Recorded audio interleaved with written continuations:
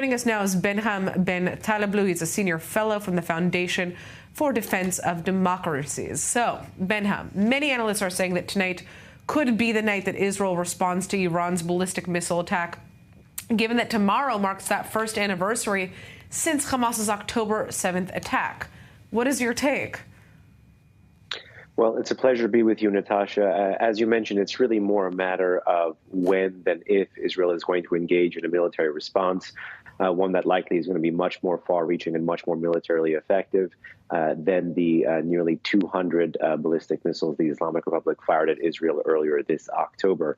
It's worth just drawing out a point of comparison. When Israel responded to Iran's first historic direct ballistic missile, cruise missile, and suicide drone barrage against the Jewish state in April, Israel was able to show that it could do much more damage and to a much more strategic sector, air defenses that guard the regime's nuclear facilities and military facilities, using much less ordinances and without being detected.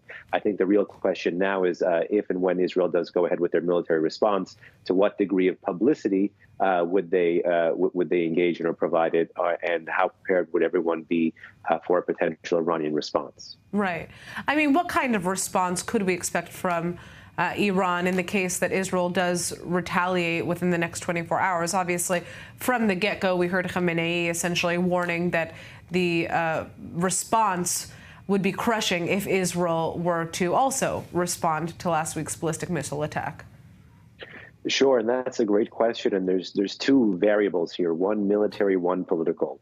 The military variable is the sites that Israel would have hit and the level of success of either destroying the site or merely damaging the site. And again, who knows what those sites could be? That could range from anywhere from missile to military to nuclear to critical infrastructure. There's really a whole host of guesswork being done in the analytical community as to how Israel might look to respond. And the answer is likely going to be in a much broader way. That's one variable that'll determine if an Iranian response materializes and in what factor it'll come. The other is political, meaning Iran may eerily enough be counting on America here. As you've seen recently, Joe Biden, the U.S. president, previously spoke about Israel's right to defend itself, but also decided to circumscribe that, saying, not to go after the nuclear sites. And there was the walk back of potentially going after oil sites. And this comment stands in stark contrast to U.S. presidential candidate and former President Donald Trump, who even acknowledged that and said that the Israelis should go further and indeed go after the nuclear facilities. Right. So Iran is counting on this American restraint and fear of a wider war, particularly as you get closer to the November election, to do a lot of the heavy work and limiting of Israel's strike for it. All right. Well, Behnam, I'd like to thank you for joining us with that update. I'm sure we're going to have you back on air with us soon.